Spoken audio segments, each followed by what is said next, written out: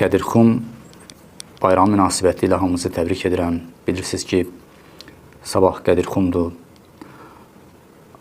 Allah Təbarək və Teala öz nurunu tamamlamaq üçün, öz yer üzündəki Hüccət Peyğəmbərdən sonra Hüccətini seçmək üçün məhz Qədirxum gölündə Həzrəti Peyğəmbərə göstəriş verir ki, Allahın o əmrini icra et, cəmaata çatdır. O əmr Həzrəti Əlinin vilayət və rəsmi olaraq imamlığa təyin olunması idi. Həzrəti Peyğəmbər məhz Qədirxum gölündə bütün insanların, bütün müsəlmanların gözünün önündə Həzrəti Əlini rəsmi olaraq xəlifə təyin eləyir. Bunu bütün tarix kitabları, bütün hədis kitabları və Qurani Kərimdən də bir neçə ayə təsdiq eləyir.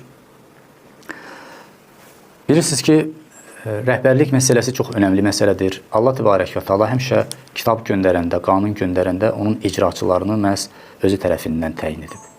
Yəni, əgər qanun düzgün şəkildə icra olunmasa, qanunu icra eləyən şəxsiyyət Allaha bağlı olmasa, yəni o elmə tam vaqif olmasa, təbii ki, səhvlərə yol verəcəkdir və insanlara, belə deyək, haqsızlıq olunacaqdır. Allah Teala da buna razı deyil.